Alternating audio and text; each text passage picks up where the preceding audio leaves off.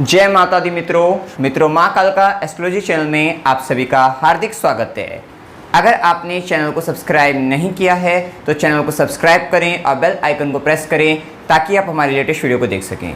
मित्रों, आज हम स्टार्ट करने वाले हैं monthly prediction for Virgo ascendant September 2022 कन्या लगन के जातकों के लिए सितंबर माह का मासिक फल। आइए आरंभ करते हैं। मित्रों, अगर आपकी लगन कुंडली के अंतर्गत यहाँ पर लगन में 6 नंबर लिखा हुआ है, इसका मतलब आपका कन्या लगन है, जो कि एक पृथ्वी तत्व लगन है और द्विस्वाभाविक लगन है। इस लगन के जातक अथवा जातिकाओं में द्विस्वाभाविक लगन होने के कारण ड्युअलिटी पाई जाती है। स्थिरता, बदलाव दोनों को एक साथ लेकर ऐसे व्यक्ति आगे बढ़ते हैं। साथ ही पृथ्वी तत्व लगन होने के कारण व्यक्ति में मजबूती, सहन शक्ति, दृढ़ संकल्प शक्ति काफ़ी अच्छी पाई जाती है। इस लगन के जातक अथवा जातिका में ऑब्जर्वेशन पावर काफ़ी अच्छी होती है। एनालिटिकल पर्सनैलिटी होती है। ये कह सकते हैं बाल की खाल निकालने वाले इस तरीके के होते हैं और काफ़ी ज़्यादा कंपैरिजन और कंपटीशन करने वाले इस लगन के जातक अथवा जातिकाएँ पाए जाते हैं। बुध से प्रभावित होते हैं, जिसके कारण काफ़ी अधिक बुद्धिमान पाए जाते हैं। आप देखिए यहाँ पे सितंबर माह के अंतर्गत अगर हम देखें तो लग्नेश की स्थिति को देखें तो लग्नेश बुध 21 अगस्त से 26 अक्टूबर तक कन्या राशि के अंतर्गत गोचर कर रहे हैं। अर्थात पूरे सितंबर माह के अंतर्गत बुध लगन के अंतर्गत कन्या राशि में उच्च के होकर गोचर कर रहे हैं।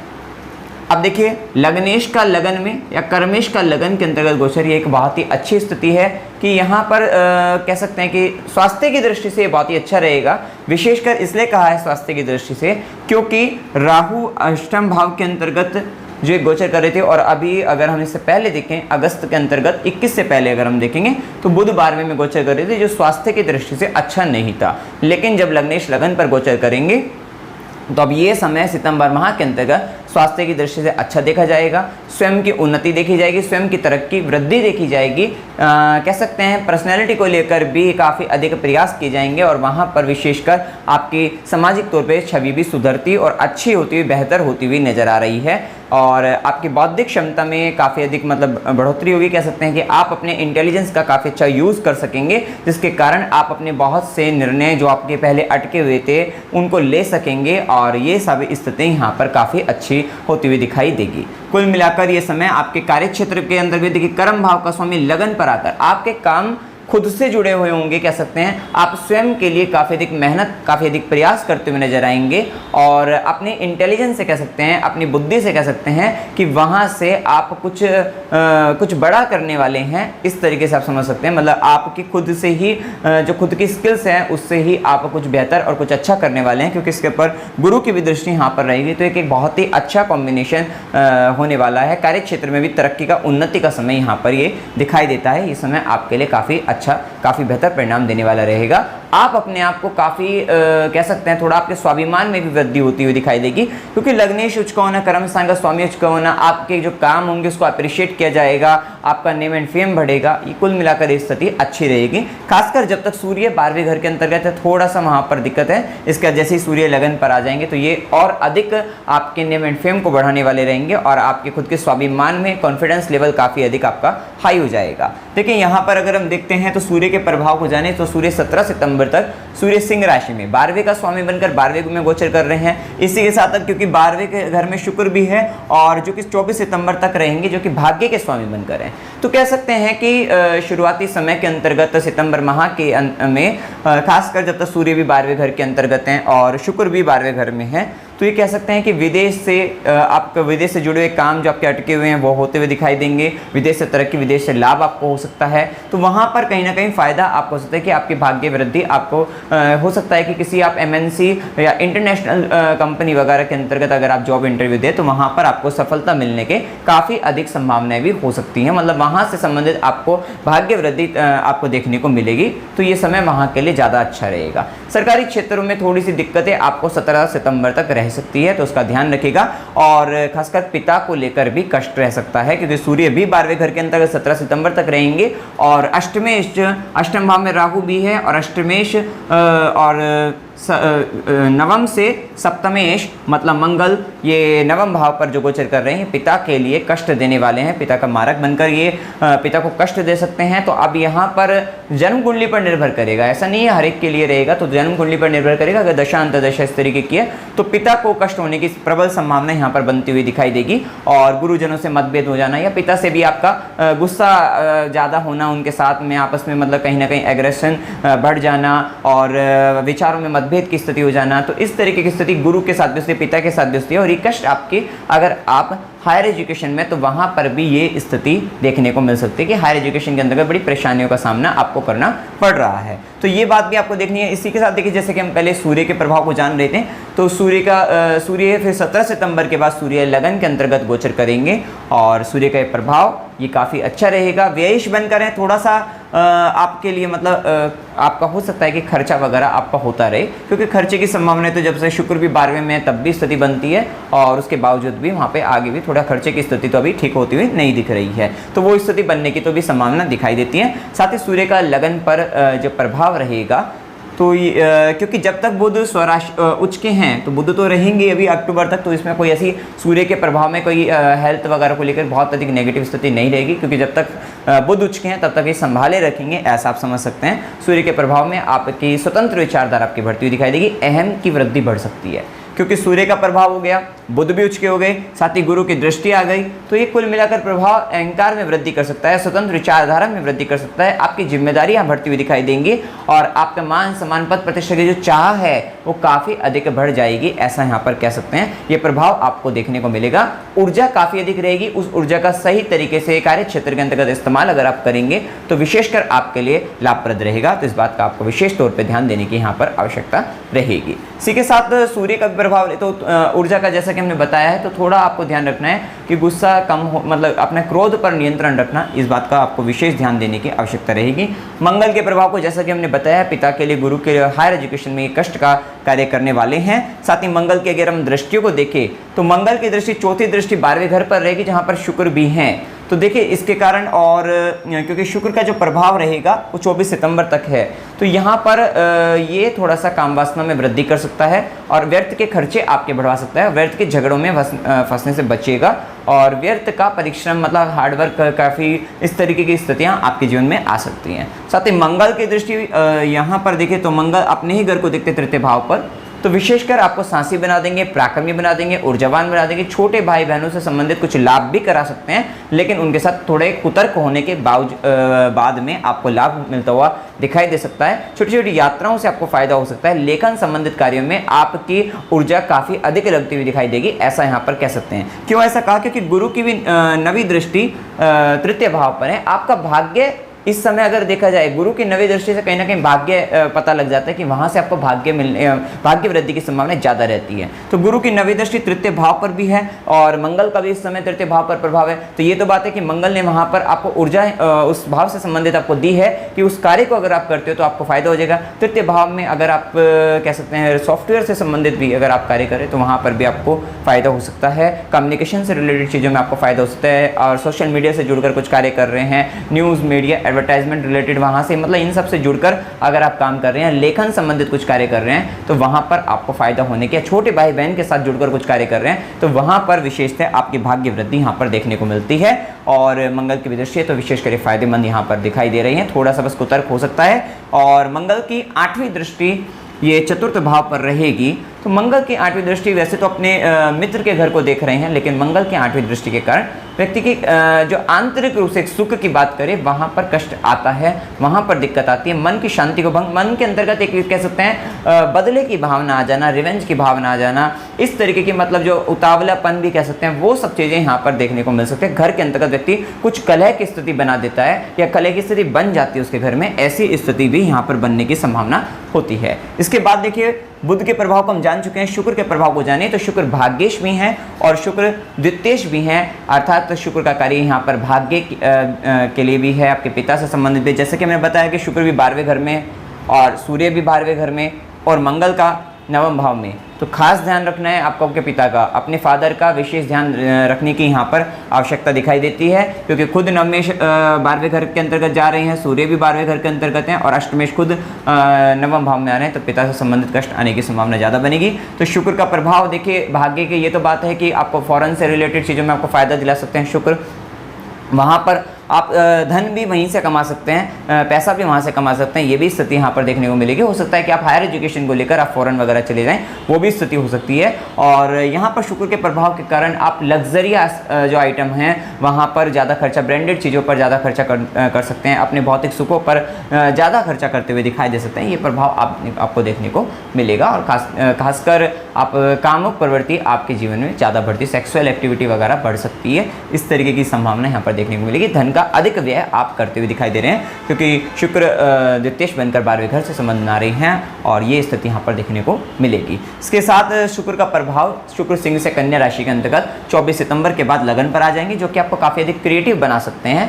और आपका भाग्य इस समय आपको साथ देता हुआ दिखाई देगा। नीच भंग राजयोग के साथ ये यहाँ पर गोचर करेंगे और साथ साथ खुद धन का स्वामी भी लगन पर आ जाएंगे।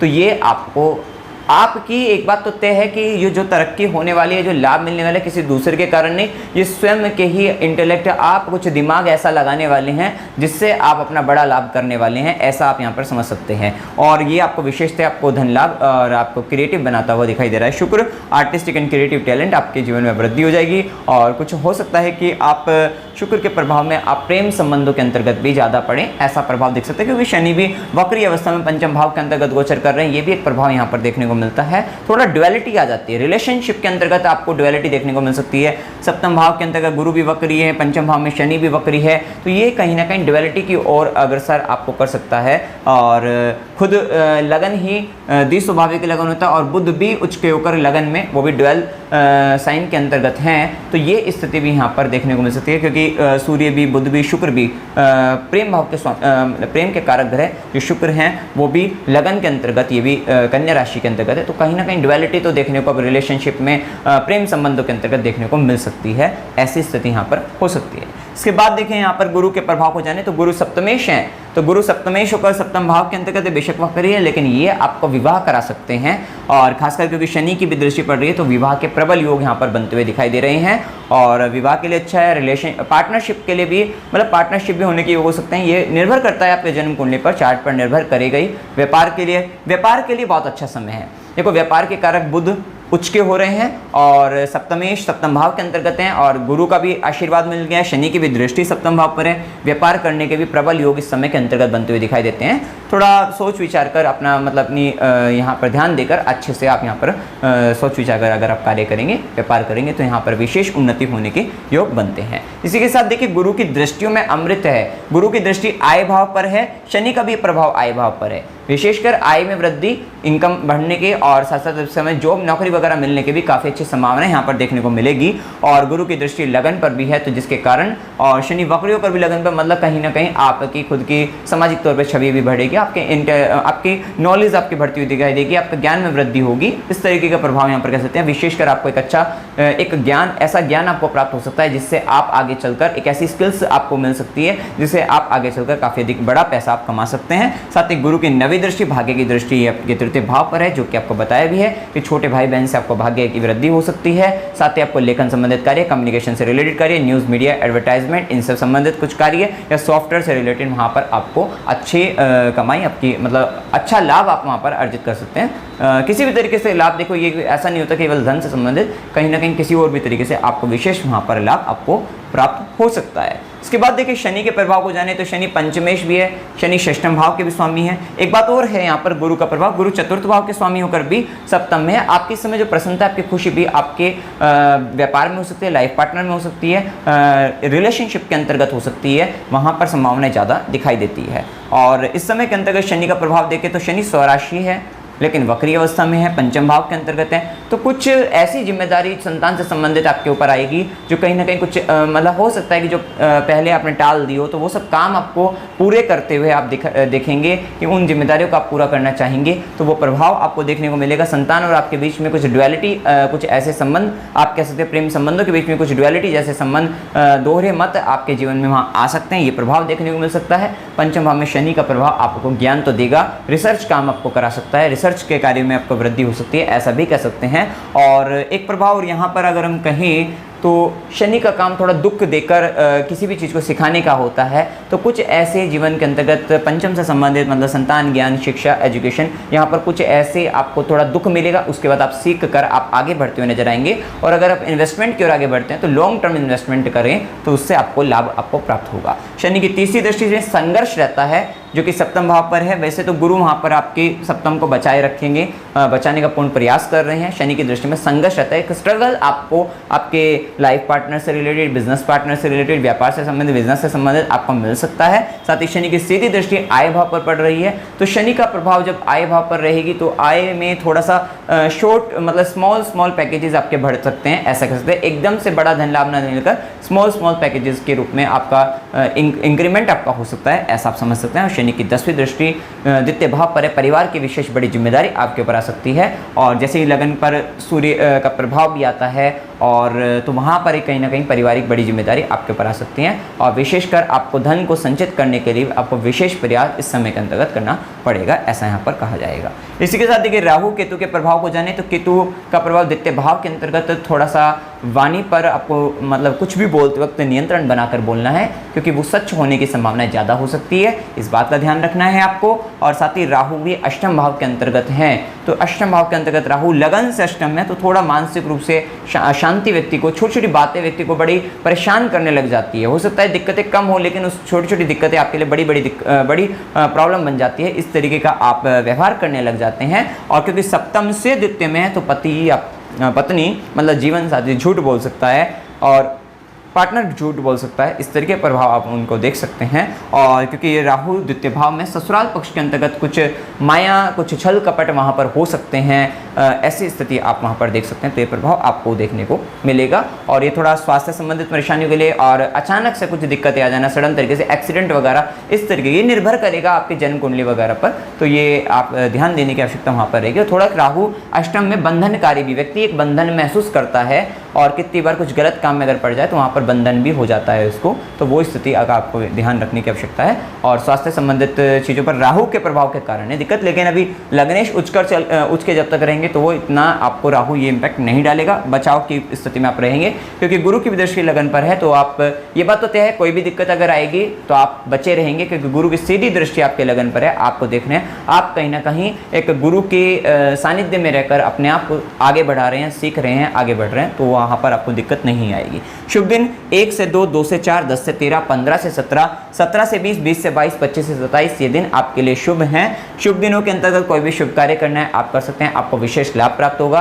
और अशुभ दिन 8 से 10, 13 से 15, 22 से 25 ये दिन अशुभ है। मानसिक रूप से तनाव हो सकता है, कष्ट आ सकता है, रोग, रिपोरिन, झगड़े इत्यादि का संबंध कुल मिलाकर जो भी नेगेटिव होना है वो इस समय में हो सकता है।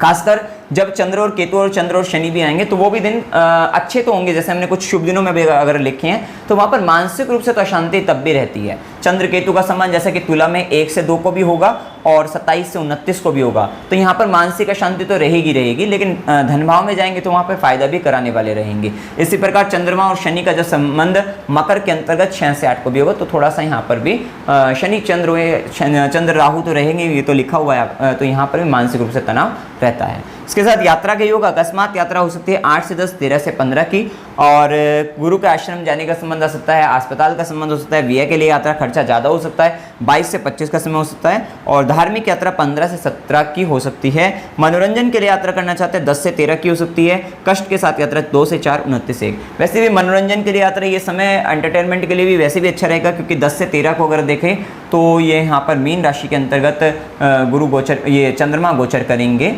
और 10 से 13 को, तो यहाँ पर मन काफ़ी अच्छा रहेगा, आपको एंजॉय आप अच्छा कर सकते हैं। पितृ अमावस्या देखिए 25 सितंबर 2022 की, और शायद नवरात्रि 26 सितंबर 2022 से चालू होंगे।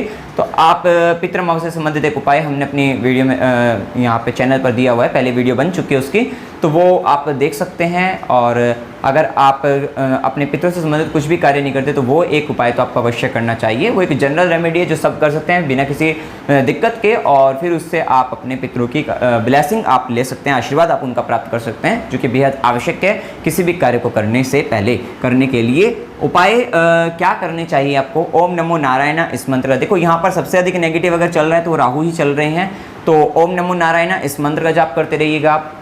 और आप काल भैरव अष्टकम भी कर सकते हैं, साथ ही आप अमावस्या को नारियल जल प्रवाह करेंगे तो भी आपके लिए खास रहेगा। राहु से संबंधित में ये 3 उपाय, ओम नमो नारायण, अमावस्या को नारियल जल प्रवाह, काल भैरव अष्टकम, तीनों के तीनों भी कर सकते हैं। और इनमें से कोई भी एक अगर आप करेंगे तो ये आपके लिए काफ़ी अच्छा रहेगा, क्योंकि राहु कहीं ना कहीं ससुराल पक्ष से विवाद उत्पन्न करा देता है, झूठे जो एलिगेशंस वगैरह होते हैं वो लग जाते हैं व्यक्ति को, मतलब इस तरीके की चीज़ें भी हो जाती है।